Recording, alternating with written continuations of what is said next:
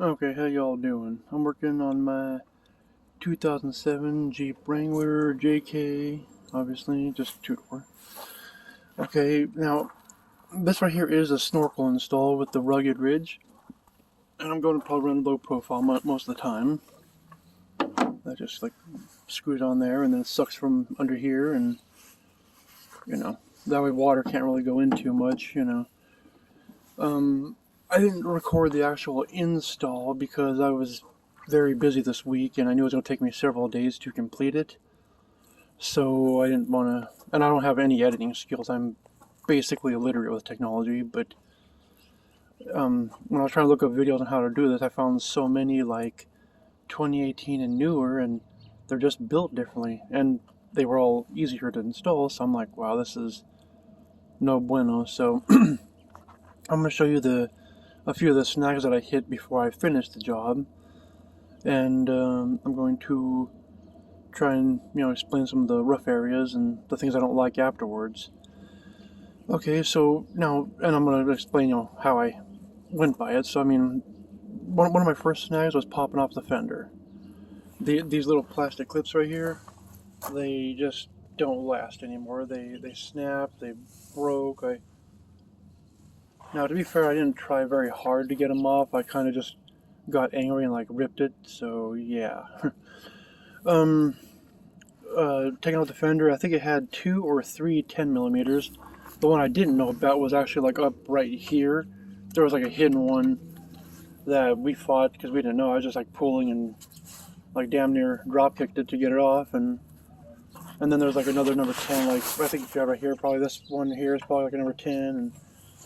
And to be fair, I don't even know what's down here originally because mine was always a little floppy down there. It always had a little play. But anyway, popped out that fender. And then, I like to take out this black box in here. I've actually recorded that in my other videos because this is this giant plastic turd that goes the whole length underneath the battery and the brain.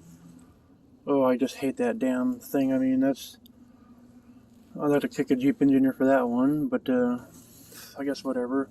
Like literally what I do is just like grab the brain. It has like a clip on each side. You just push it in and you lift it, and then that pops up, and it doesn't, like, you can't really move it too much, but you could lift it right here, and then the battery just take out, and then the box. Now you don't have to remove this, to be fair, you don't have to, but I like to have a lot of work room, so I take it out. It's only a couple number 10 bolts here and there. It pops off fairly easily. I need to put these ones back in, honestly, because I just didn't want to, but you do you. Anyway, but you can actually see the snorkel. Ooh, hold on, just got snagged right there. Okay, I put a new water pump also, but that's a different demon. And I put aluminum headers too there. Anyway, you can actually see the snorkel pipe running right there. I mean, try and get you down in here with it a little bit. Yeah, that hose lays on it, but it ain't too bad. And mine didn't even come that close to the exhaust. I mean, I know they were saying they had to hit their exhaust out of the way, but I guess the 07, you don't have to touch the exhaust because there is plenty of room there. That's damn near 2 inches. Got a piece of cereal like literally stuck in my throat. Sorry. Okay, so anyway, you don't have to remove the box to do it. I just preferred to. That way I had ample room. But whatever. So yeah, so pop off the fender. I want to start rambling here.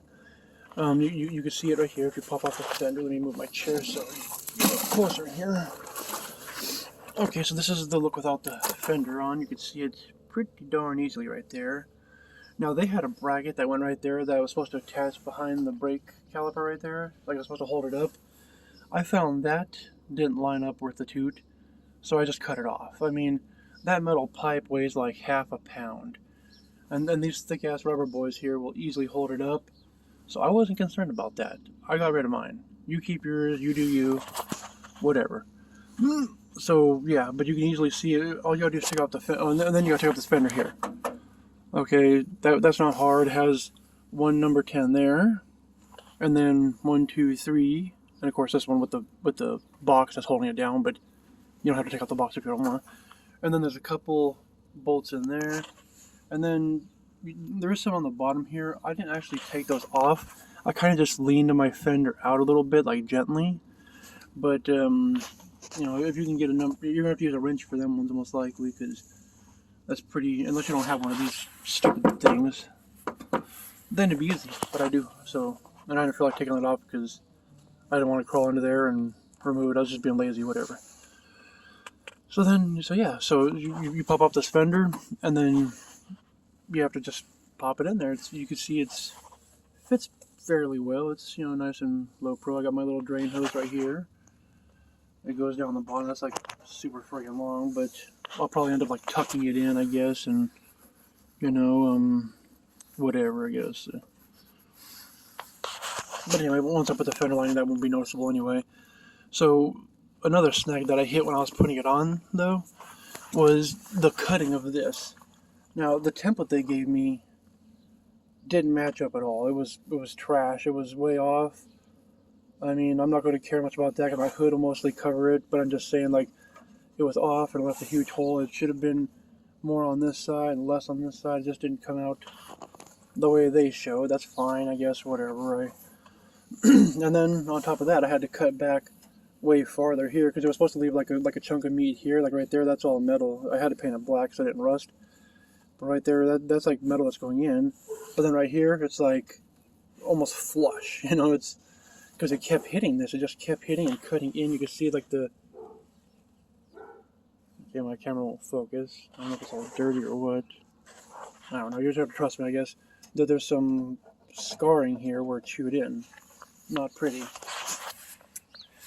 So then that was a snag. So then another snag that the rigid kit came with is this didn't line up like perfectly. I expected it to be a little more level and flush, but it kind of wants to lean in. I really had to kind of like, you kind of have to force it. This bracket that's down here is pretty strong.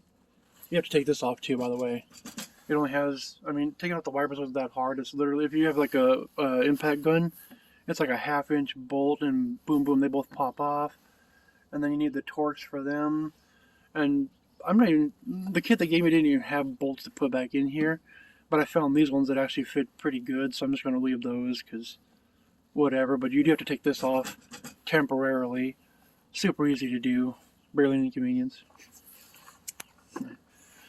Anyway, yeah, so, and you think they'd have like a rubber grommet here, or like a fillet or something, but I mean, it's just plastic on plastic, so, I mean, that's kind of lame, I suppose. And then they give you like a little Jeep decal there, that's pretty neat. And you're going to remove that to stick it on here. I would rather they didn't even put it on, because now it's hidden by this, but I'll remove that later, whatever. But anyway, that was a snag. And then another snag, even after I ground it almost flush, which I didn't want to do, this right here, I mean, I'm going to have to force it in, but look at the bend it's caught. Well, let me see if I can't get you like a good view. You see how it's like separating? It's like right here. Right there specifically where that smudge is. When I push this in to bolt it back on later, it really bows that out. And that, I mean, and I've already ground it flush. There's no way to, and you can't push it in more because it's pushing against the actual body. So basically, I'm just gonna have an ugly bow right there. You can see right there where that light hits, how it's just right there. Just look at that light, how it's just a problem spot. I mean, maybe it's got a bad molding, or maybe my Jeep was built different at the factory. I don't know. I hope you have better luck with yours if you're going with this kit. I mean, the kit wasn't that hard to install. It was just take off this and take off that. I almost bought the kit where you just like where it just goes along the length of the hood, but I didn't want it to be ugly because my Jeep is pretty, you know, low pro. It looks decent. I don't want some big ass, you know, thing over here all looking all gaudy, but yeah, I mean, those are some of the snags I hit anyway. Obviously I'm still not done yet. At this point I have to put that rubber hose there, that 90. It's going to go on to the pipe right there, boom, and then it should go up to the airbox, which I have lost now. Oh, there it is. It's down there. It's hiding. So yeah, so this one has the thing where it just goes out the bottom now instead. You know, pretty decent, I suppose. I mean, Could have just done that from the factory, made it nice for us. But anyway, so yeah, this guy's going to mount. Actually, I'll set it in for you just so you can see. So it's supposed to mount on here. I have all kinds of goobers in the way right now, but this needs to mount on in here. Okay, so that should go about there, like that. And then that 90 hose will go between that pipe and up to right here. I guess we're going to forget these mounting bolt there. And then these ones, those two should go to the existing ones, which of course I broke off my airbox a long time ago. Should have lubed them up, I guess, I suppose. But anyway, this right here should, and it does lower it down now. As you can see, it's going to sit there now, when it used to sit way up here. So now it's going to lower it down and put it pretty darn close to that, but not an issue, not a problem. That's kind of only the snags I hit. I mean, my biggest problem, like I said, was taking off the fender. If you take a couple extra minutes there and really pay attention, or if you don't have fenders at all, or if you're going to replace the fenders, then good. I'm actually thinking about, you know, replacing mine as well, just putting those little flat ones on, because it does have a certain appeal, you know. Looking at the aggressive, you know, tire there, I kind of, maybe I will replace the fenders. I have LED light, RGB lights under mine. You can see one right there with the bolts. And then you can see one right there too, actually. So my tires glow at night. If I got a flat fender, I don't know if I'd be able to do that, but oh well, I'm rambling again. Anyway, that's all I can really think about. I mean, as I said before, that box didn't line up good, so it's kind of slanting down this way, if you could see it, but it's not like terrible. It's barely noticeable. Now, if I had the actual snorkel on, it might be like more noticeable because it might be leaning like this as opposed to straight. But I guess the body of the Jeep kind of leans too, so I guess, you know, I'm not going to run that one, so I don't really care. I'm not going through deep water. I'm just doing it for the cold air intake. A couple extra horsepower, you know.